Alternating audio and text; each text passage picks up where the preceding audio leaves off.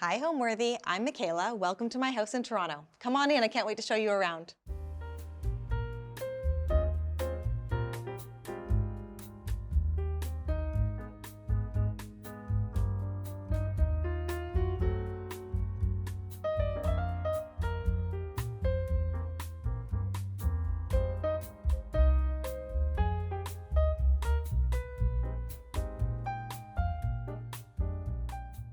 You're watching Homeworthy, where we believe every home has a story. My name is Michaela Burns. I'm an interior designer, and welcome to my home in Toronto. The history of this home actually begins with another home. My husband and I purchased the property that this house is on in 2013. The home that was here was a beautiful colonial Georgian with red brick. People always said it kind of reminded them of the Home Alone house. And we totally fell in love with the charm. We had our 2 kids in that house, but over time it became obvious to us that it needed some pretty serious upgrades. At times it felt like there were more mice than adults in the house. And I started to do my research. So, being an interior designer, I had a lot of big ideas, but I knew that the right place to start was with the ugly stuff, the stuff you don't really see behind the walls, structurally, insulation, what needed to change. And after talking with a variety of people in the industry, I made the very difficult decision that I knew we needed to start over, that the house needed to come down. The house was about 100 years old. There's really beautiful old homes in this neighborhood that have been well maintained over the years, and this just wasn't one of them. So we sat tight for a few more years, saving our pennies, and then started the really fun and creative process of designing our new dream home. So when thinking about designing a new home in this neighborhood, because a lot of the homes in the neighborhood are typically, between 80 to 100 years old, I wanted to build a new house that had that staying power for the next 100 years. So we describe the style of this house as a modern Gothic or a modern Tudor. So from the outside, you still see some of those traditional peaks and stonework, but there are modern arches, and the windows and glazing is more modern. So I wanted to carry that kind of juxtaposition into the home as well. So I have described the style of the house as soft modern. I enjoy modern style, but I was looking for a version of modern that felt a little bit more approachable and warm and practical for daily living, with messy kids and a dog.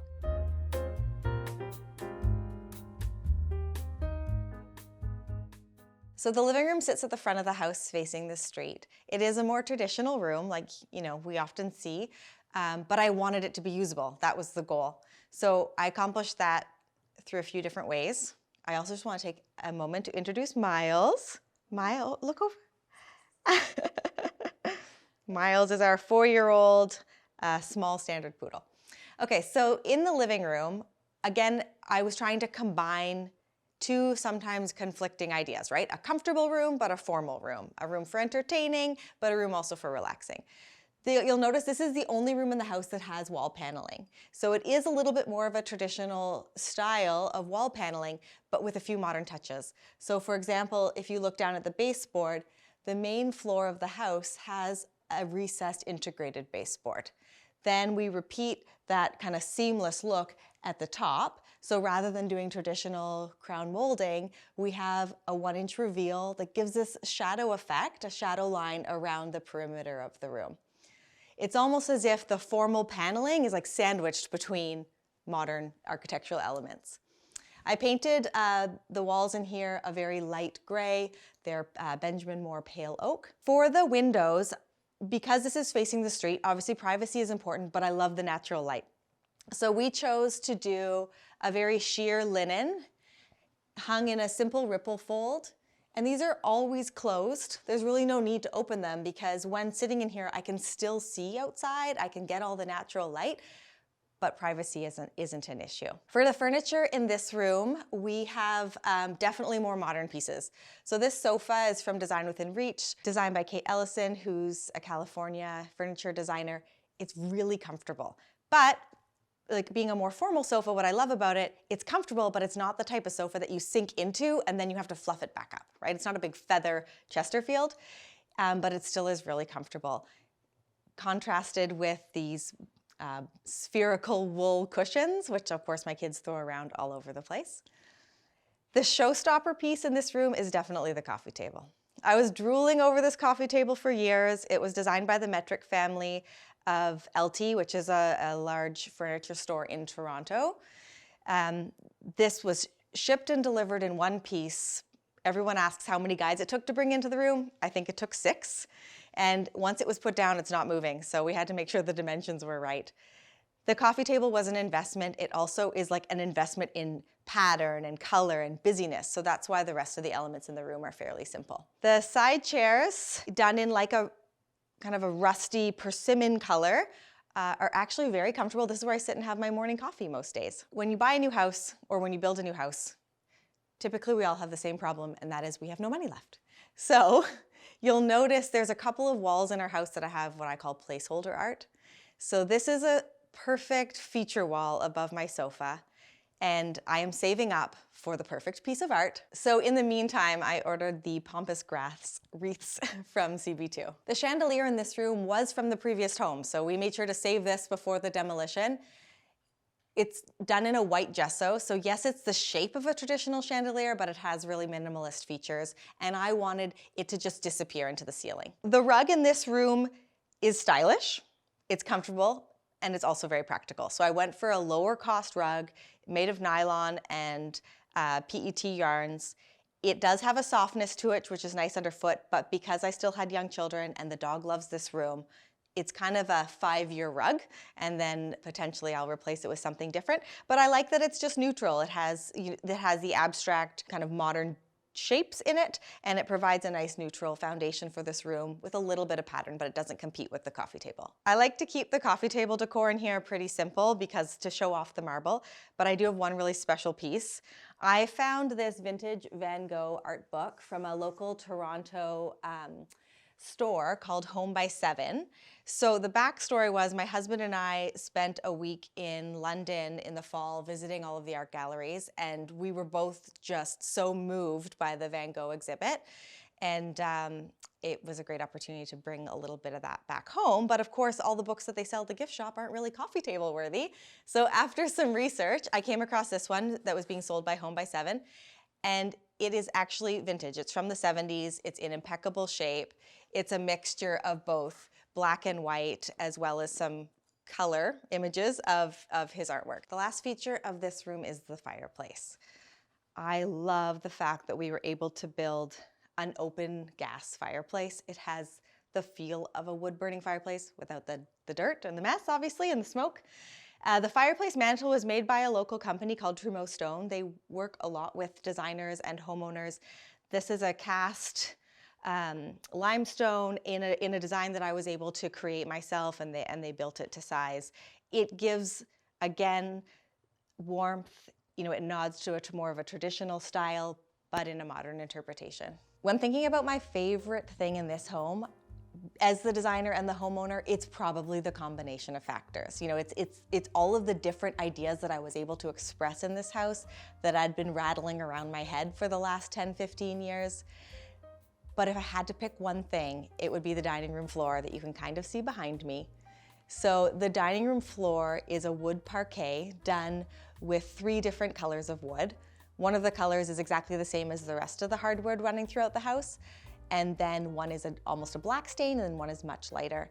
And set in like a rhombus pattern, it gives you this really cool 3D effect. I have had my eye on something like this for years, and I didn't want to put a rug under my dining room table, you know, the mess and all that, but this gives an amazing focal point and really sets the frame and the style for the room. And it's also visible from when you first walk into the house. All right, so we're entering the dining room. We take 2 steps down at this point in the house, and that's because overall this lot slopes quite a bit towards the backyard, and our goal was to really integrate the back of the house into the backyard. So on the main floor, you take 2 steps down, and then in the basement, you take 4 steps down. Okay, so the dining room, also one of my favorite rooms, and the room with the floor, which was my favorite item in the house if I had to pick one.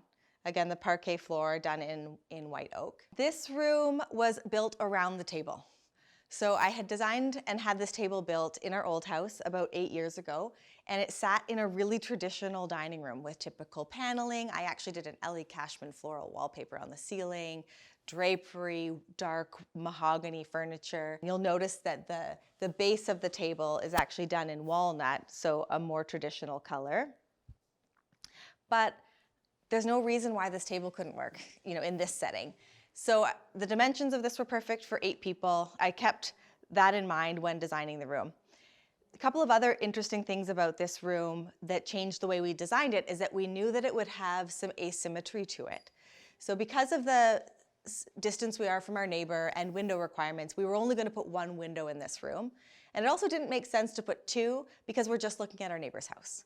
So it would be kind of a waste of your window allowance. So we put 1 window covered in a Roman blind done in the same sheer linen that we have in the living room, and it always stays down. Just gives us a bit of diffused light, but there's no point in looking at the side of the neighbor's house. So we had asymmetry on that wall. That led us to making the decision to use this wall for a large console where I keep all of our spare dishes. And then in order to make that also feel intentional, I put a large piece of artwork on that wall. I wanted to continue the concept of paneling from the living room into the dining room, again, because the dining room is a bit more of a formal space. And I find that paneling in a dining room helps it feel a little bit smaller. These tall ceilings and you're sitting in your seat, often it can feel like the room's a bit cavernous. But I was transitioning into a more modern style as I moved further into the house. So instead of wall paneling like the living room, we did an oak reeded effect. So we have essentially a strip of this paneling that runs up the center of the wall, continues along the ceiling, and then transitions into the archway to the living room. Let me tell you about these chairs. So this is always every designer's conundrum. We find fabrics or items that we love, but we can't quite do what we want with them. So I found this leather as a remnant at our upholsterers. I fell in love with it. The texture is very soft and supple, and I thought the color was very unique, but there wasn't enough to do the full chair. So, after a little bit of thought, we decided to do the 2 end chairs with the leather in the center, which is really where the grubby fingers are going to be and where the food's going to be dropped. And then we did the outside of the chair and the back in this very fun embossed velvet fabric from Romo. For the artwork in this room, I took the high-low approach. So both of these pieces are provided by Wendover, which produces really beautiful decorative art.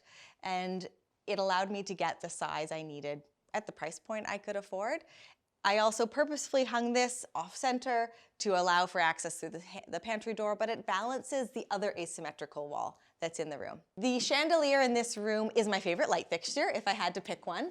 And as we go through the house, I can point out, we really do have a high-low mix of light fixtures. I had an overall lighting budget, and then I decided how I was going to allocate it and really where the feature pieces were going to be, and this was one of them. So this fixture is created by Mui. It's called the Flock of Light, and especially in the dark, it feels like just a swarm of fireflies. It creates a very beautiful romantic glow. So if you want to hear a scary story, while this table was packed and in storage for 2 years, it cracked. And it actually cracked completely in half in 2 pieces. When we opened the box on move-in day, our mover said, "How many tables are in here?" I said, "There's only 1." He's like, "Well, there's 2 pieces." So luckily, the marble installer was on site that was doing our kitchen counters. He came over. I said, "Hold on, guys. I'm not going to cry. I'm not going to freak out. It's not over until Frank says it's over." And Frank, our marble guy, came over. He took a look at it. He said, "Let me bring it back to the shop." It's now reinforced from behind, so this won't happen again. And it has a seam running all the way through it that they did a very clever job of filling. But when you're working with a natural stone it's a Calicut marble, it also has a leathered finish, which means it already has a bit of natural undulation in it. The seam just kind of blends in and it becomes part of the story. All right, why don't you follow me through the secret door into the pantry?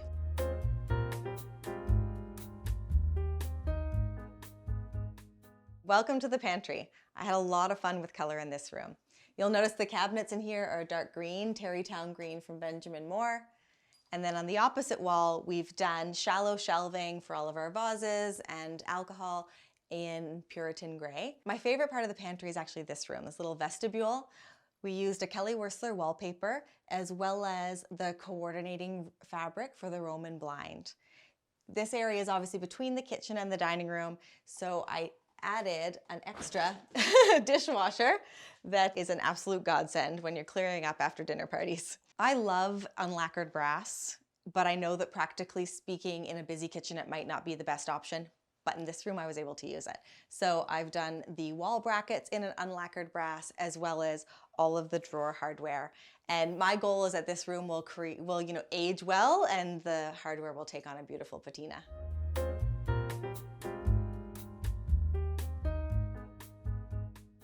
Welcome to my kitchen. So for so many, the kitchen is the first place we start with design. When clients send me a Pinterest board or an inspiration board, it's 80% kitchens. And I get it, it sets the vibe of the house and it's the hardest working room in the house for sure. But I also encourage people to think outside the box a little bit and kind of dissect what it is that they really need. How do they eat? Do they use a kosher kitchen? Do they like to deep fry? How many people are they serving every day? Is everybody eating all 3 meals in the house, etc.? So with all that information is how I came up with this design for my family. We typically eat breakfast pretty quickly on the go, so we have the bar stools. And other meals we do try to eat together all as a family. So we do have a nook that I'll show you later with a table for 4. This kitchen is actually a combination, believe it or not, of 4 different cabinet styles and 4 different cabinet colors. But I think it creates a pretty homogeneous look. So including the pantry, we had the green, and then we have a beautiful white oak for the majority of the perimeter cabinets and the island. And then our fridge wall is done in a light creamy gray. And lastly, which I'm going to show you in a minute, we have a coffee bar done in a black stained oak. The perimeter cabinets have no uppers, you'll notice, and I got a little bit of pushback about that from the architect when we were first designing it. Storage is not a problem here. What I love about not having uppers, it gives you a ton of natural light, you really appreciate the ceiling height, and it is definitely an updated look. And another advantage that I realize with young children is when you have all of your dishes in drawers, the kids can empty the dishwasher. For the hardware, I also have a real mix. So you saw in the pantry we had unlacquered brass, and in here we have satin brass. I have a mix of 2 different companies actually. The solid pulls are Schaub, and the open pulls are from a company called Mayo. I put an open pull on heavy pot drawers where I knew you needed a little bit more of a yank. The sink was also a wish list item of mine. I had been drooling over these sink systems. So this is a product made actually in Canada by Julian. It's a 48-inch wide sink, and it comes with a variety of different components that you can use. So you can add in a strainer, a drying rack, your cutting board. And I find when I'm preparing for a big meal, I just have this great system that moves from left to right and ends in the compost bin. So we use this sink for all of our food prep. And then we have a second sink over by the dishwasher that is really the wash-up sink. So this is where all the dirty dishes go at the end of the meal, and our dishwasher is right here beside it. For the hardware, the sink hardware, I've used Brizzo in a luxe gold finish.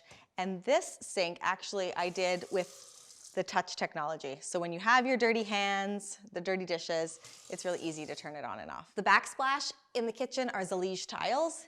These are 5x5s. They're actually all considered the same color, but you'll notice because of the handmade quality, they come in all variations of cream. We installed them in a straight pattern.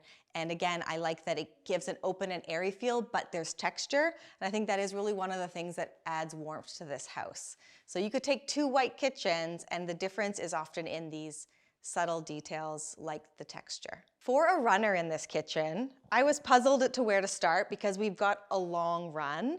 And there isn't really only one place that we stand where you could focus the rug. So after a lot of searching, I found this vintage runner from India, and it is exactly the length of this hallway. So 11 feet 2 inches, fits end to end, and it's 100% wool. It's vintage, it's already been washed a million times. You can't really ruin it, and you can easily spot clean it if you drop a little something on it. The light fixtures in the kitchen are actually made by a Canadian brand called Luminaire Authentique out of Quebec. Really simple styles, but fully customizable color. So the color we've chosen in here is a smoky mauve. We've repeated it on the coffee bar behind you. And then, as you'll see over top of the kitchen table, we also have another fixture from Luminaire Authentique done in a light sage green. So this wall houses a 30-inch freezer, a 36-inch fridge, and then just pantry cabinets I made sure that these are, really accessible and fit everything, even down to I measured our cereal boxes to make sure the drawer heights would fit. Those are key details that would have really frustrated me if I had forgotten it. And then we end up at the coffee bar. So the coffee bar acts as a room divider between the kitchen and the family room. It also doubles as a great serving space when we're entertaining. But day to day, it's the coffee bar. It's also the landing pad for most of the things, that come home from school. It has a couple of features that you might not be able to see. So this is a microwave drawer, which again, with young kids, is really practical because they can heat up their own food without having to lift something hot and heavy above them. And below the coffee maker, we have a beverage fridge. So this fridge drawer made by Fisher Paykel can be adjusted in temperature, actually to go all the way to freezing. So theoretically, I could put ice cream in here, but we really enjoy having all of our beverages in here. And even just a little convenience hack is I have my coffee cream here because this is where my coffee is. So it's, I have milk in the fridge, but it's nice to know that I have the cream right here. On top of the coffee bar, we have really simple shelving just done in black iron and glass. I switch up what's on the shelves depending on what time of year it is, what we're doing. The backsplash tile here is a black subway tile done in the Zalige style with the hand glazed. And the light fixtures, the sconces, are also made by Luminaire Authentique from Quebec in a color that is matching to the island fixtures. So on the other side of the coffee bar is the family room.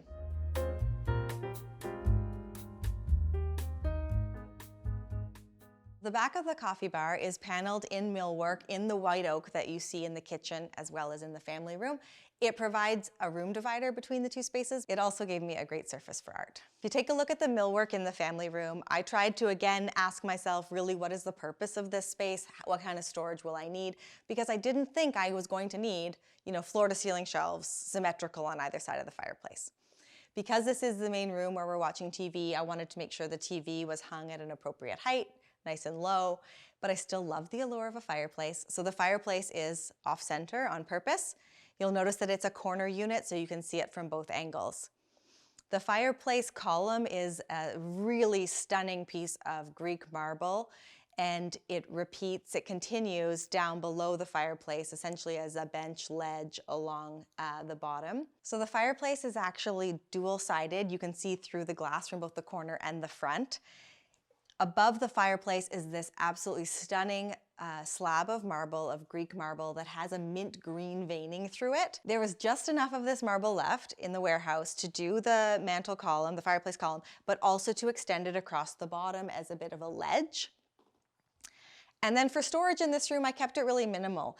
I just have a couple of push latch cabinets, and they keep the board games and a few little extra tchotchkes, but overall there really isn't a heavy need for storage in this room. So behind the TV in this room, we have clad the wall in a vinyl grass cloth. So it has the texture of grass cloth, but it was very affordable, so it's a good option if you don't want to extend millwork all the way up the wall. I love this lamp that we found. It is made of solid steel, it weighs an absolute ton, and it creates this very architectural array of light in the evenings. I am so excited to have added my first new piece of original art to the house since we moved in. This is by Canadian artist Heather Miller, who lives in Prince Edward Island, which is actually where I'm from. It's an aerial view of a river in Prince Edward Island, really similar to the river where our cottage is and where I grew up swimming. If you have the opportunity to build a new home in an established neighborhood, I think that comes with a certain amount of responsibility. As a homeowner, yes, you want that to be a space for your own home and be a reflection of how you live. But ideally, you're able to build a house that will become an old house. You want to build a new house that's worthy of becoming an old house. And that is done through, picking the right materials and materials that have the longevity and the durability. But I also like seeing homes that fit into the neighborhood but are still an expression of the client's personality. Especially in an older, established neighborhood, there is kind of a certain nomenclature that is acceptable. I don't think it would have been acceptable locally if we had done, say, a Cape Cod clapboard style home. It just wouldn't have fit into a neighborhood that's surrounded by brick and stone. But there's a lot of ways to use brick and stone in a way that doesn't feel typical or a copycat of your neighbor. So I started by finding inspiration photos of homes that I really like, and then I took those ideas and those facades and I scaled them to the size of the lot that we had, and then started to see how how those different shapes, worked within the scale of a 50-foot wide residential lot. I think it's important to have a couple of must-haves on your list, like basically your wish list, but only a couple that the ones that you're gonna die on, pick a hill to die on, and also be willing to compromise others. In our scenario, we took a couple of really classic elements, one being a very tall front peak, 2 chimneys, and an arched front door. And we took that to an architect who then played around with it and added some modern elements in between those more traditional, designs.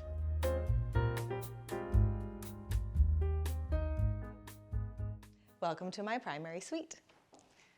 When you walk in, you see this Jana Watson painting, who is also a Toronto artist. In the bedroom only, I've done crystal doorknobs. Again, it's a bit of that nostalgia feel. I love that my grandmother's house had crystal doorknobs, so it's just a little something special for me. The goal for the primary bedroom was a hotel-esque feel, and in my husband's words, he wanted it to feel dark and moody, which was honestly a bit of a departure from the way I usually do bedrooms, so I welcomed the challenge.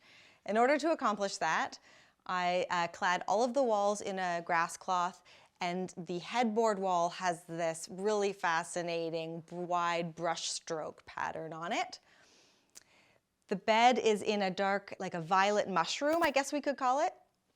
And the side table's again in a black oak with a travertine top. The rug is also a vintage rug.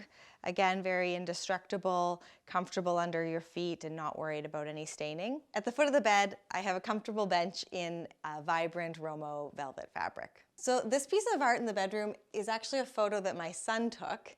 This is in Prince Edward Island, where I grew up and where we spend our summers. And what we were trying to accomplish with this shot was that feeling of your first dive into the salt water when you arrive, that first day in July. And I love that feeling of like seeing my hands ahead of me in the dark water. And so I just asked my son if he could try to capture it. He stood on the dock and, with an iPhone, this is what you get. The console table in this bedroom is actually a piece of dining room furniture. We had a really wide expanse here to fill, and reminiscent or inspired by the hotel vibe, I didn't want it to feel really bedroomy. We have a walk-in closet, so we didn't need a dresser, and we didn't need a place in our bedroom to store our socks and underwear.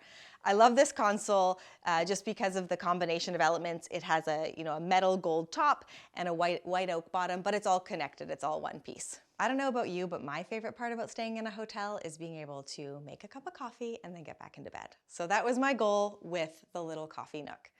We took this area that was underneath the stairs, originally going to be a linen closet, and instead cut a cute little archway into it. We have an under-counter fridge, a coffee machine, and a kettle. It's a very romantic idea that I have champagne in there, but 99% of the time, I make my sleepy time chamomile tea here. Welcome to the primary ensuite. I chose to do separate vanities for my husband and I. I like our mess to be separate. And I custom designed these vanities in white oak in a reeded style with a curved corner. You'll notice mine is justified right against the wall. His sticks out, but they totally balance each other. We have a toilet room with another full height closet done in the white oak, and a shower room with a double shower head. The 2 shower heads, it was up for debate, but it has been like such a lifesaver. Of course, my kids love showering in here. And I chose a porcelain slab for the shower, top to bottom, and a coordinating large format porcelain tile for the floor. The tall closet in the toilet room houses all of our vanity storage, all of your extra medicine, your Costco purchases, etc.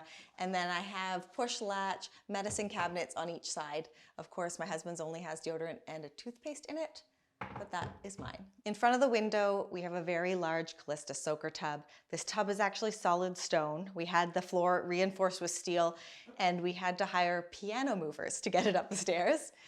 The tub filler is actually a second-hand unlacquered brass set that I picked up, and I think it also adds a bit of warmth and history to the room. The light fixture over the tub always gets a lot of comments. What really makes this light fixture work is because the light is facing up and diffused, you are never seeing a direct bulb. So if you're lying in the tub and you have this on dim, you just get that nice glow overhead without the glare of a light bulb in your eyes. I chose to do an above mount sink for the vanities as a way to feature the design of the vanity. I also really love the delicate curves of this sink, and wall-mounted graph fixtures with a marble Definitely, these were the high-low of the plumbing fixtures. These were the high in the ensuite. I think what gives a home a soul is not always, the perfect furniture, the new furniture, the trendy paint color. I think it's walking into a house and seeing that the rooms are enjoyed, that they're lived in. I love designing spaces that families can enjoy and spaces that really support, the way the family is growing. So if you have a kid who's a budding chess player, rather than just having a chess kit that gets set away every day, why don't we find a really interesting marble one that becomes a centerpiece and have space in the room for refreshments and other people to sit in the room and participate. Another secret door. Come see what's inside.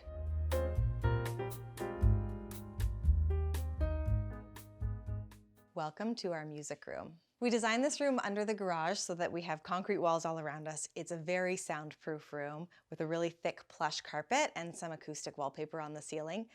This is where my kids come to practice piano, guitar, drums, and it's also a really great hangout room. The paintings on the back wall is actually the first art that my husband and I purchased when we first moved in together in Vancouver. They were done by a local artist, and they're a pixelated version of the Ramones. I found this interesting wall sconce while designing the house. I thought it would be perfect. The downlight is very subtle, and something about it kind of feels like drums and gives a lounge ambiance. The instruments in this room are not only part of the decoration, they're a bit of our history as well. The black and white bass guitar was from when my husband was a teenager. And on the far side, the acoustic was actually my father's, who was a performing musician in my youth. Last but not least, this was the first guitar that was ever purchased for my son. So right outside of the music room, we have two really interesting photographs hanging. These are photographs of our own CDs. So like many, we had boxes of CDs that were left in storage for years. And when the time came to decide to get rid of them, I know I could find all of this music online, but you want to remember what you had. So my husband and I took each of our stacks. This is his stack, this is my stack, and we took it to a friend of mine who's a photographer. She did a beauty shot of each stack. We had them framed, and it was only after that we realized we only have one repeat album across the two of us. Our tastes are very different, and it is, if you recall, The Love Below by Outkast. On the second floor, we have the master suite, the boys' rooms, and then we also have a den. So instead of having a fourth bedroom, we chose to use this space in a way that would, again, suit our lifestyle. So the idea is that this is the room where the kids can do homework, or if you just want a quiet moment. I painted this room top to bottom in Benjamin Moore dark walnut. We have a library-inspired light on the walnut desk, a cute little settee, and this is the room where I was able to hang a real mixture of all the bits and pieces of artwork that I've collected over the years, including a lot of originals by my own mom.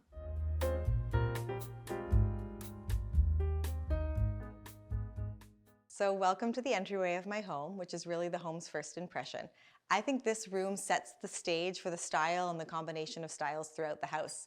You immediately are within a room of arches, the arch into the hallway, the arched door behind you, and the arch motif on the front hall closet. If you take a look at the floor in this room, it's a porcelain tile done in a mixture of circles and triangle shapes, but put together, it gives you that look of a classic black and white checkerboard floor. That was my goal, was to really, connect this home to the style of before, as they call it, nostalgia, but in a more playful way. And it's also pretty indestructible. Instead of doing a traditional coat closet that's built right into the house, we had this piece of furniture built like an oversized armoire. It was made by our mill workers, and in the front we've added a grass cloth paper to give it the caning effect. So this is where we keep our guests' coats and shoes, and then beside it I played with a variety of different fabrics and trims that I like to put together this playful bench. So there's lucite legs with a fringe trim, a border trim, and then a really colorful velvet pattern on top. The rug in this room is also vintage. It's very worn intentionally, and I love this approach rather than a durable rubber entry mat, because this rug has seen more than I've ever seen, and it can handle whatever we have to come. It's thin, like I said, it's 100% wool. If you get a muddy footprint on here, you wait till it dries and just dust it off. The light fixture here in the foyer was a real challenge for me. I needed something huge. We have 90 inches of width and about 60 inches of depth. But what's really interesting about the location of this fixture is you see it from here when you walk into the house, you see it from upstairs, from the second floor hallway, and you see it from outside. So as you're driving up the street, because of the glass cube, which we'll show you, above the entryway, you see the full fixture. So I needed something with width, but not so busy that it, like a traditional chandelier. This fixture was actually really affordable, a Canadian brand called Cusco.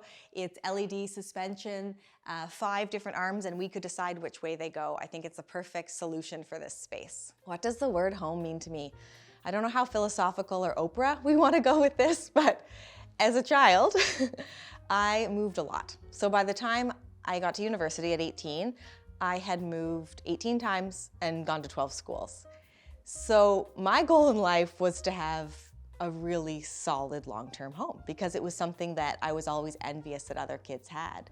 In fact, living in residence in university for 3 years was the longest time I ever had the same postal code, or zip code, as you say. So although, yes, we did go through a little bit of change by tearing down the house that was here, it still feels like our home because the view through the kitchen window is of the exact same tree as it was before we built the new house. You know, the view out my son's bedroom window is over the same part of the street as it was. So for me, creating a feeling of home was creating a very permanent place that we could then grow within. And I recognize that that's not always the same for everybody, but that's what was really, really important for me. Bye, Homeworthy. It was so much fun showing you around my home in Toronto, but I've got to go. Time to take this guy for a walk. Thanks for watching. Be sure to go to homeworthy.com for exclusive content, shopping guides, and so much more.